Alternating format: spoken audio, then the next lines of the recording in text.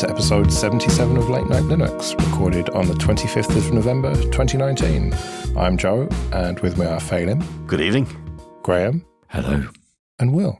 Hello. So here we are, the midst of the general election campaign. We can't possibly talk about who we're going to vote for. We should mention that you can still register to vote, though. That's a good thing to say, isn't it? Not for much longer. Yeah. Yeah, you can encourage people to vote, just not for whom to vote. So definitely go out and vote.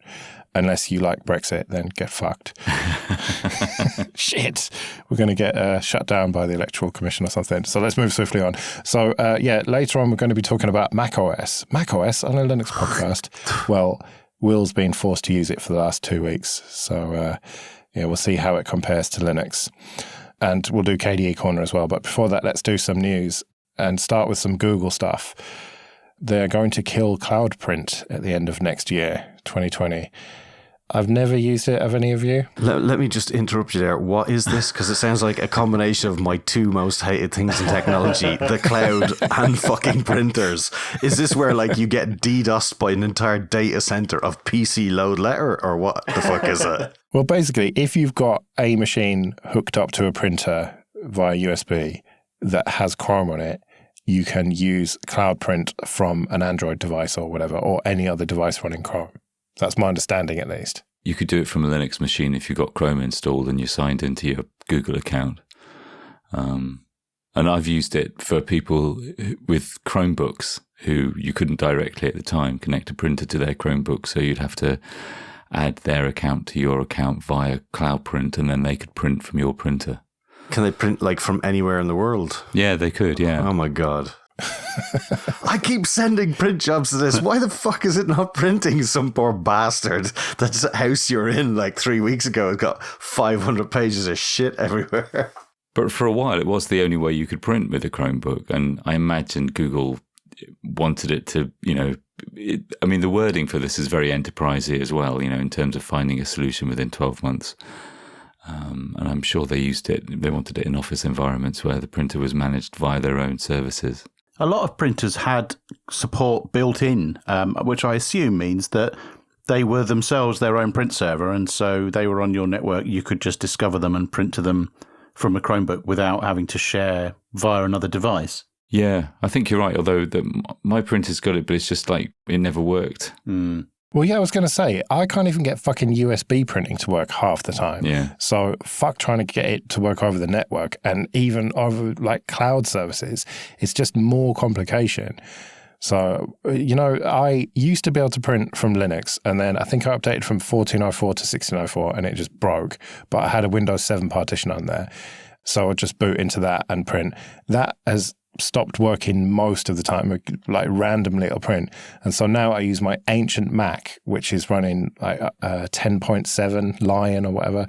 And that literally, I plugged the printer in, it said, hey, you need these drivers. I was like, yeah, okay, put my password in, installed it. And then ever since, it has worked literally every single time flawlessly. And you might say, who needs to print? Well, I don't like to talk about it too much, but for my charity work, I need to print out stuff for the cat charity that I volunteer for. I have to print out forms and shit all the time. Oh, fuck, it is a genuine charity, right? Okay. No, it genuinely is.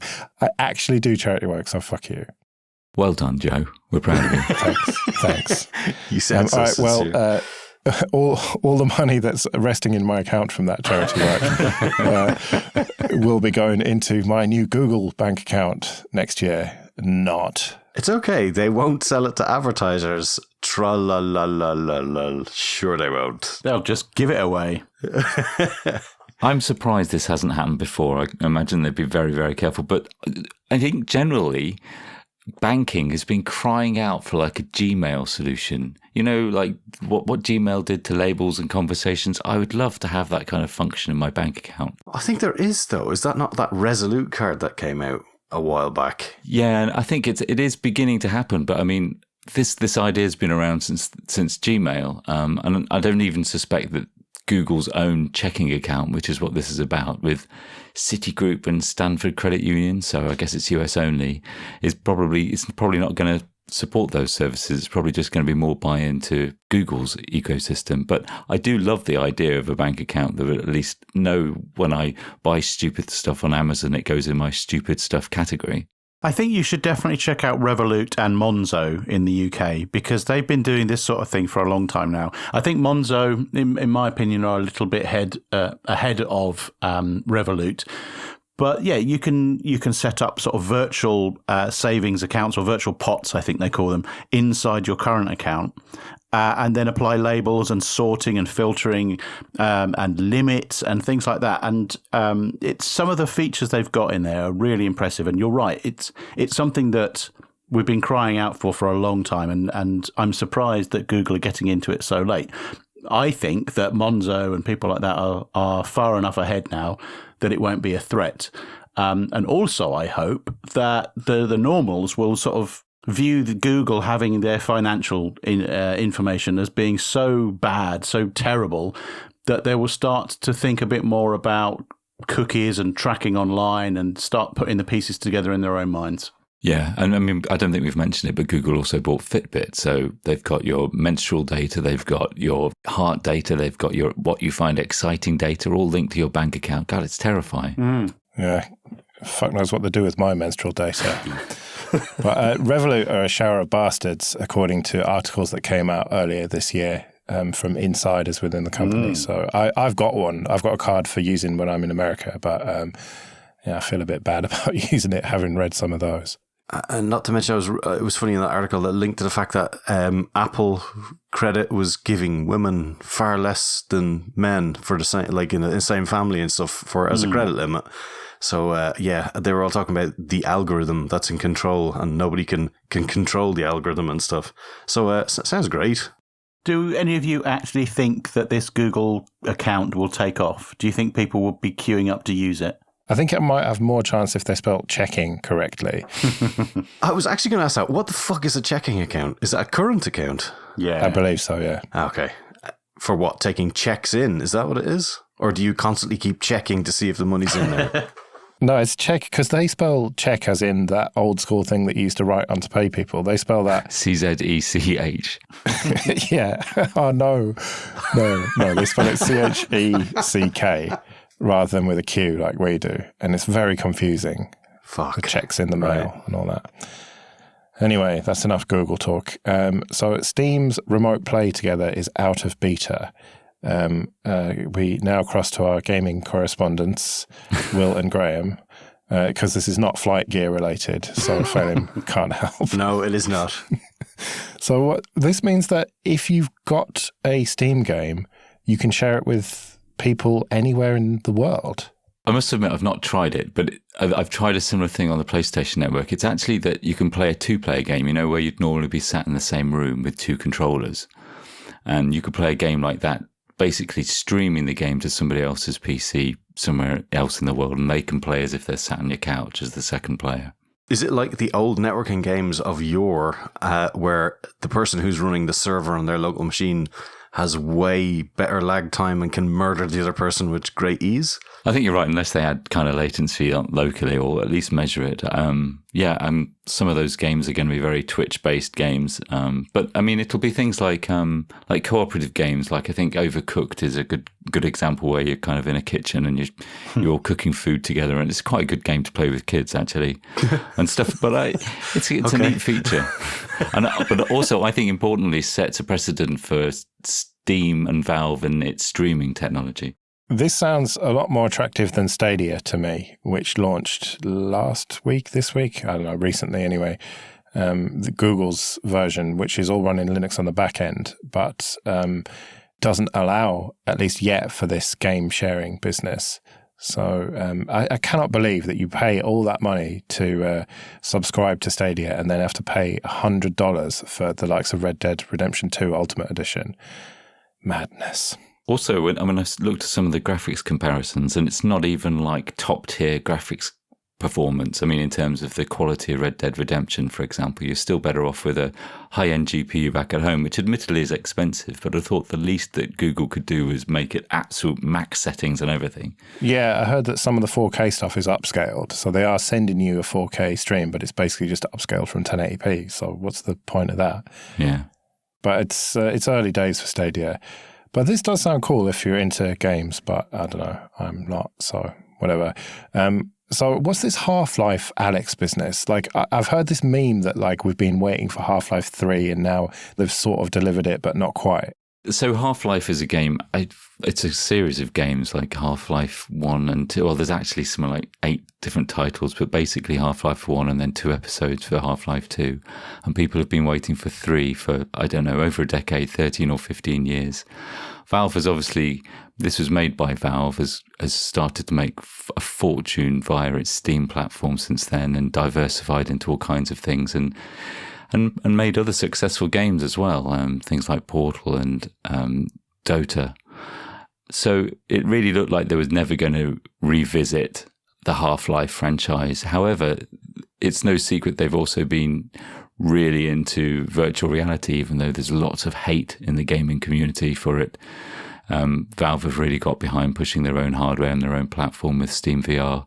And so just this week, last week, they've announced Half-Life Alyx, which I think is a prequel to Half-Life 2, if you're following this. And Alyx is one of the characters in Half-Life 2.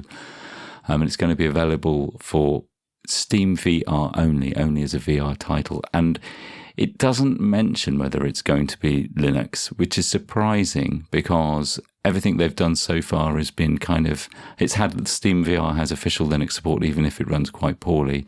So far, it just says Windows only, but it could also be that this is a very much a placeholder because the game is out in March 2020. Yes, the Phoronix article, Michael says that it is going to be available for Linux, but then if you look at the Steam page, there's only a Windows logo there.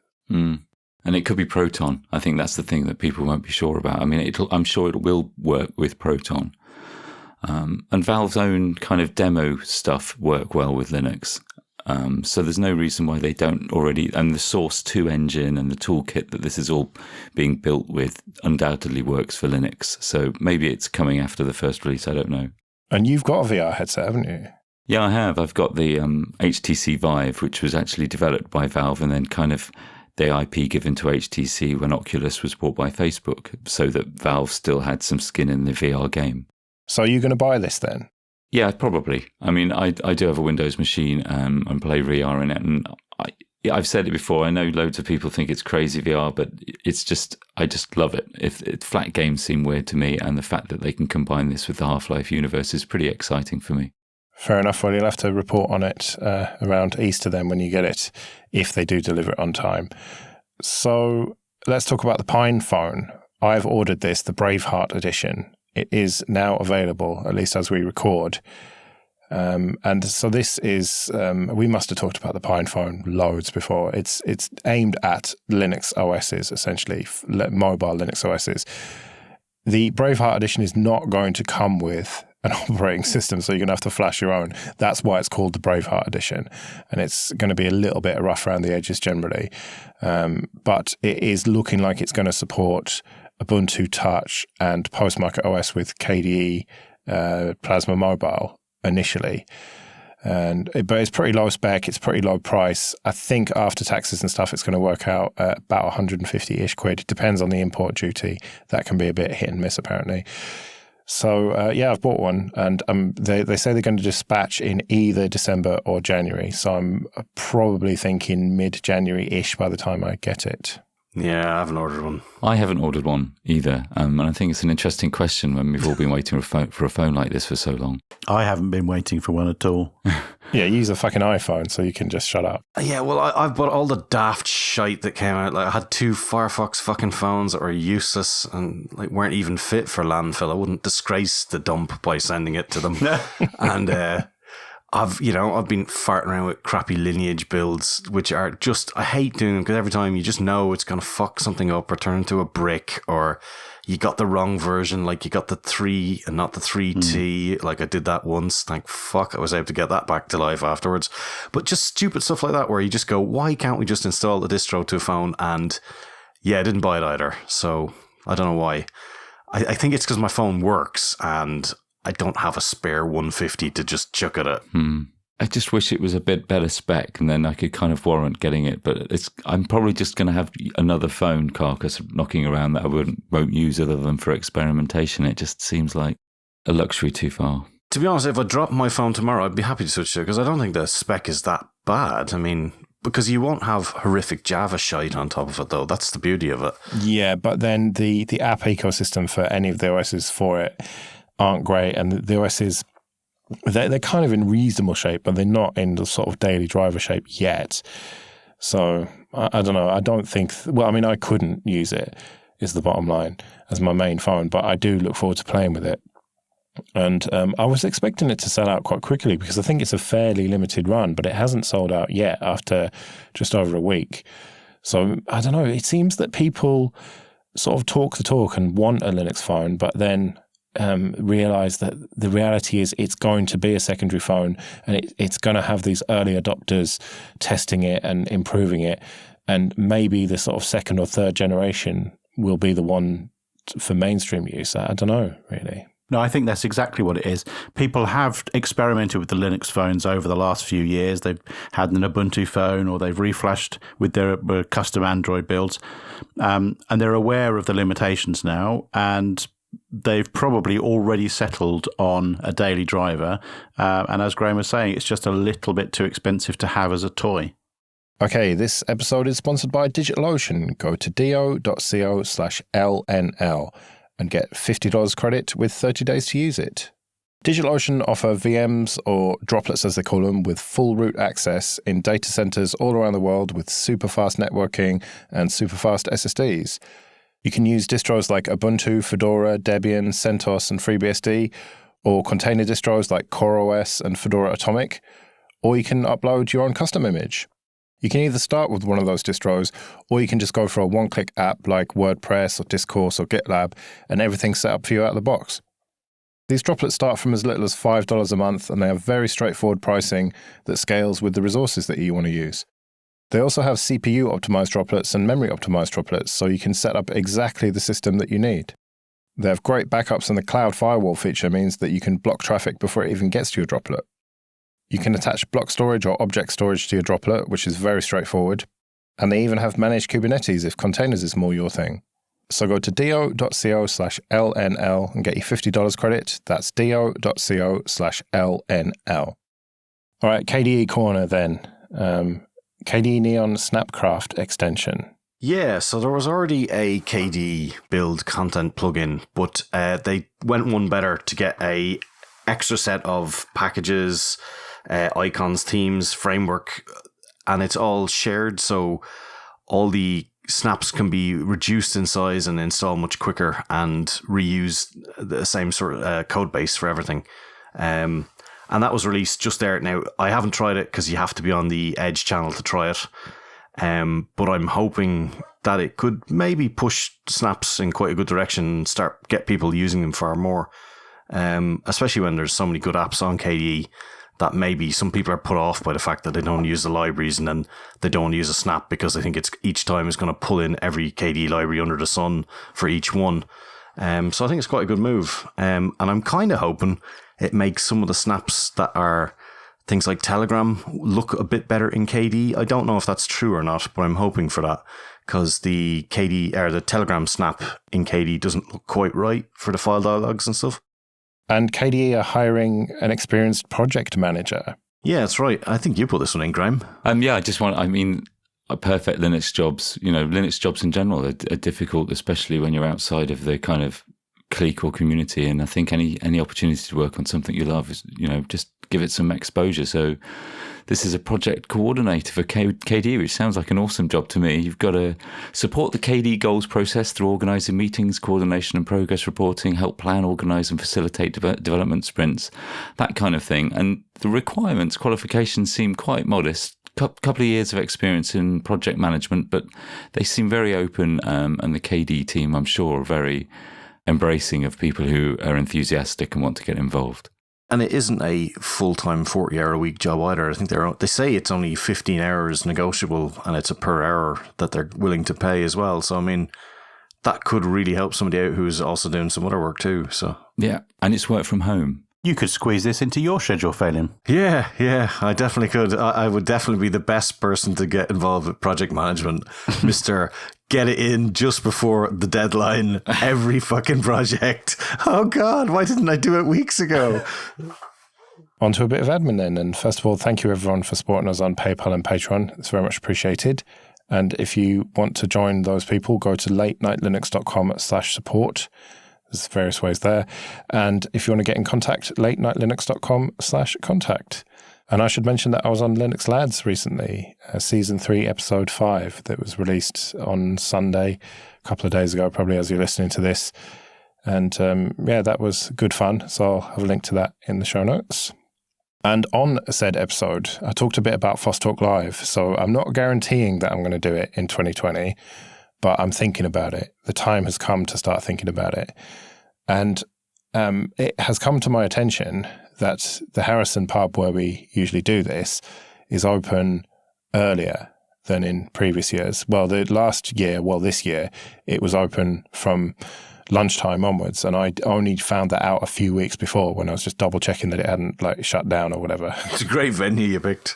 You have to worry about that type of thing. Well, you never know. Pubs shut down left, right and centre in London. Anyway, so that affords us a potential opportunity. Instead of starting at 6 o'clock and just doing the live shows, we could maybe do some stuff before the live shows, like have some workshops or talks or whatever, could maybe start at lunchtime and have a bit of an unconference type feel, maybe. So I wanted to sort of gauge interest. I mean, as people who may or may not come to this event, what do you think about that? Do you think it would be too long, as Stuart Langridge told me, and people will just be knackered by the end and the live shows will be shit as a result of it? You say knackered, you mean pissed? Yeah, tired and emotional. Yeah. I think that's a genuine concern, that if we all start at lunchtime, nobody will be able to resist the bar. But I love the idea of it expanding slowly into something more than just the live shows. Yeah, I really like the idea as well. I think maybe not as door opening times until midnight, because I know what I'm like. But I do feel like it goes far too fast. When you get there, 5 o'clock or 6 o'clock, and but you barely blinked and the whole day's over, and it's such a shame because it'd be great if it lasted longer. So maybe try a couple of hours earlier and see what happens. Especially for those of us who don't have to take just a train to get there. Yeah, that's true. So, I don't know. People who would come to this event, let us know. latenightlinux.com/contact, or get me on Twitter or whatever. Do you think it's a good idea? Would you be willing to help out and make it happen? And what should we do in the various hours that we could get in there before 6? A live synth performance. Yes. Oh, you've said it now. I think that's a promise. I think we had enough of that last time. This episode is sponsored by CDN77. Go to cdn77.com. And they are a UK-based CDN provider with an end-to-end video processing and delivery platform as their standalone product called StreamFlow. They sponsor a bunch of great open-source projects like CentOS, KDE, Fedora, Gentoo, and Funtoo. And one of their standout clients is the European Space Agency, who use CDN77 to deliver Hubble images all around the world. They're a real innovation leader. They were the first CDN to implement a lot of new features like HTTP2 and Brotli compression. And they don't outsource anything. Everything's developed and managed by their own team, including their own DDoS protection. And they can push 80 gigabits per second of live streaming through just one machine through their optimizations. All their servers are running Debian, and the vast majority of them are physical machines with an overall network capacity of more than 14 terabits per second. And they've got 35 points of presence in North America, South America, Europe, Asia, and Australia, with daily peaks regularly exceeding 5 terabits per second. They've got great 24/7 live support and flexible pricing with both great value monthly plans and pay-as-you-go options. You can get a 14-day free trial with no credit card needed, and if you do stick with them after that, you can get a 40% bonus if you mention Late Night Linux to sales or tech support. So, for example, if you topped up by $1,000, you get $400 on top of that. I hosted the MP3 for an episode of the Joe Rest podcast. on CDN77, and it was really easy to set up and link to it, and I had no complaints about the speed from anyone. So go to cdn77.com and start delivering new content. So Will, you have got a new job and you've been at it for 2 weeks now. This is your third week that you're starting. And instead of using an Ubuntu laptop all day, every day, they have forced you at gunpoint to use a Mac. Well, no, not really. I presume you could use an Ubuntu laptop if you wanted to, but they provided you with a Mac and sort of expect you to use it. Yeah, they offered me a choice of different hardware, and the Mac seemed like the most interesting, I think. I've never used a Mac before, like at all, other than touching somebody else's and just trying to open a browser or something. Shut up. Is that just in the library or Starbucks? I'm sorry, I can't help myself fondling your computer. So what's your first impression of it compared to Linux then? It'll be all right when it's finished, is my view. Oh. Wow. It's very confusing. Now, I know that a lot of people know this already, but it is extremely similar to GNOME, like extremely similar to GNOME. And I thought that would give me a sort of a bit of a head start, but no, it reacts in really weird ways. The software, well, let's come on to the software afterwards. I think the hardware is the first thing that struck me about this thing. The quality, the build quality of the shell of the laptop, the metal that it's made out of, is extraordinary. I've had ThinkPads for years and years, and I think it's fair to say that the build quality on ThinkPads has gone down over the last years. But this thing is solid, well put together, sleek, just the right weight, just the right size. You know, everything about it has been thought about, and it feels like it's been designed carefully. But then you open the lid up and then there's this absolute atrocity of a keyboard. And I don't understand how they got away with that. They've addressed that in the new hardware, apparently. But the keyboard on this thing is barely usable. It's really weird how they decided that would be a suitable keyboard for software developers, right? But to be fair, you got one of the last ones before they have changed it to the 16-inch MacBook Pro. So it was a really bad time to get it. So you're now stuck with that shitty keyboard forever, pretty much. But why did they make it with a shitty keyboard in the first place? To make it thinner, I think, is the bottom line. Well, they shouldn't have done. They didn't ask me. And if they would have done, I would have told them. So keyboard aside, the touchpad actually is very nice. I don't know if they've got some sort of haptic feedback thing going on, but it feels like it goes down into the laptop much further than it actually does, which is quite nice. But you can also use it with quite a light touch as well. And then the biggest thing that just wowed me, just was not expecting it, was the sound out of these laptop speakers. I've never heard anything like it. It's sort of full, rich, bassy sound out of a tiny little laptop. It's amazing. If you've never heard one of these things, then get a demo, because it is extraordinary that how they can get such good sound out of this thing.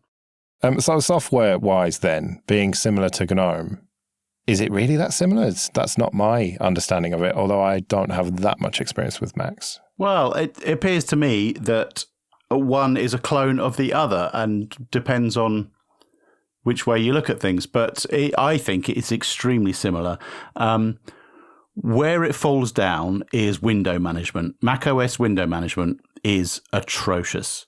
It just does weird things that you don't expect. Sometimes you make a window full screen and it will go full screen on, let me back up a bit. I'm using 2 external monitors here. So this may be unique to the way that I'm using it. But sometimes you make an app full screen and it will full screen on one monitor, and the other monitor, all the windows will just whiz off to the side and it will be left with nothing on it. And why have you done this? Is it supposed to do that? Have I broken it? And so you try and then unminimize that window. And sometimes it seems that the title bar won't come back. Like you put the mouse at the top of the screen, sometimes the header bar will come down and you'll be able to click on the minimize, maximize button. And sometimes it won't. And if you don't know the secret magic keyboard shortcut, well, then you're screwed.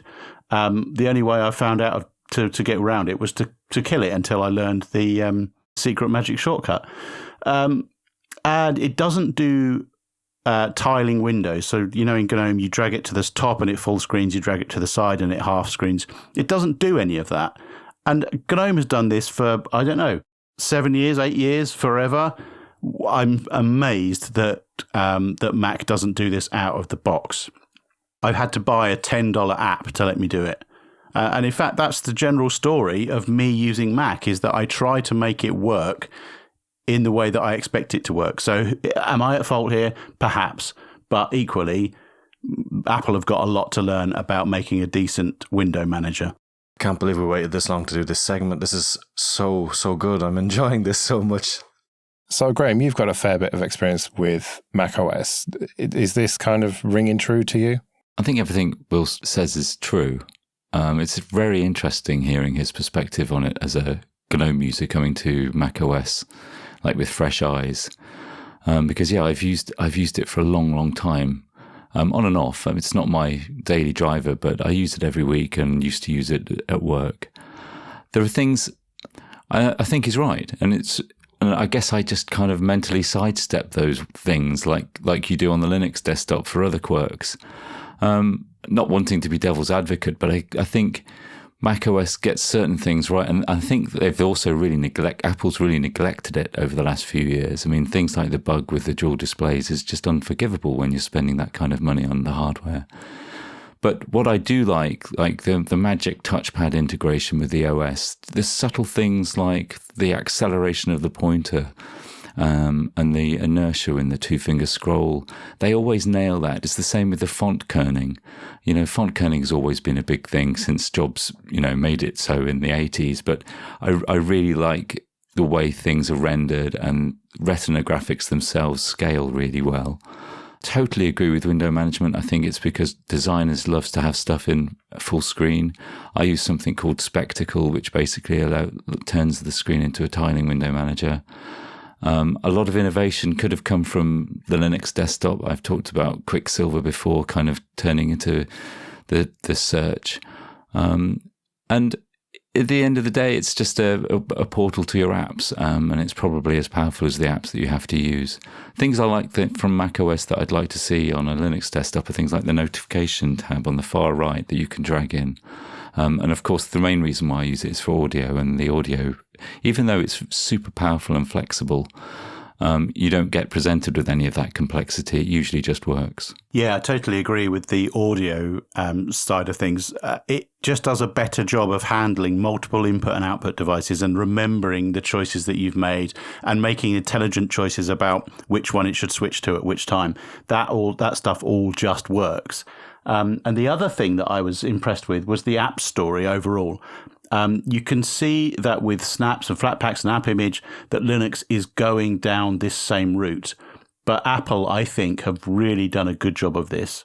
You download a single binary, and then you sort of go through a manual process of dragging it in a window from one icon to another icon to install it, and then it's just installed, and you don't have to care about where it's installed. I guess there'll be some people who would desperately want to know where it's installed, but as a relatively new user, I don't care. It just is installed and it works, and it accesses my files, and everything just works, and it prompts you at the point at which you're going to do something which potentially is a security issue. It prompts you at that point whether or not you want to allow this to happen. And this extends all the way down into the terminal. So if I wanted to, wget something into my home directory, it would say, do you want to allow this application on the command line to download a file into your home directory? And you can approve or deny that. And in the same way, you can allow microphone access and webcam access like you would on a phone. That side of things, I think they really have nailed. It's funny you talk about the software installation situation. I think that is fucking atrocious on the Mac, because you've got three distinct ways that you can install software, either through the App Store, I think they call it the App Store or whatever, which is very much like a phone or like GNOME software or whatever, Or you can download a disk image, which then you have to drag a binary across, which is quite straightforward. But they also have the third way. Some software installs very much like Windows with a kind of next dialogue type situation. And Linux is often accused of having fragmentation and having too many different ways to install stuff. And I think that macOS is an equal offender there. But you haven't come across that yet? I haven't come across any next finish installers yet. But maybe I will do. Or maybe they're sort of getting phased out. I don't know. But I haven't seen that yet. But I can totally understand your point of view, though. Yeah, and I think Apple does a good job at hiding the mechanics a lot of the time. I mean, those things that we're calling executables aren't executables at all. They're like these packages that contain resource and data hooks and whole unzippable or unsquashable file systems hidden away with all of their dependencies. And Apple just does a great job of kind of, these aren't the droids you're looking for kind of thing. Carry on. What about the terminal then, Will? Like, how have you got on with that?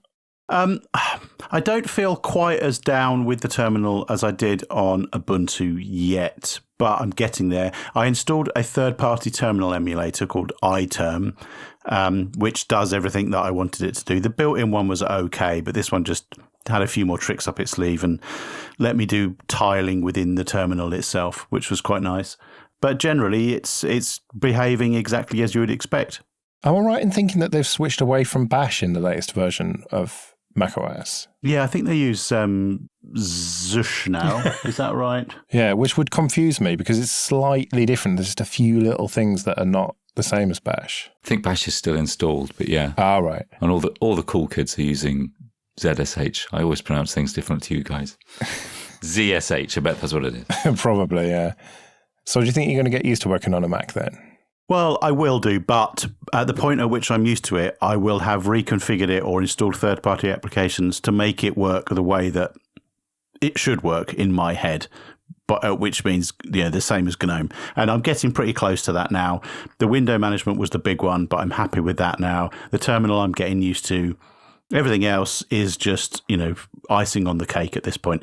The settings app is pretty good. You can search within the settings, and the way that they lay out the language feels very similar to the Unity 7 days, where things were explained in a way that you could understand coming to it without any prior knowledge. They've put a lot of thought into that, which I think perhaps GNOME haven't done quite as good a job of in recent years.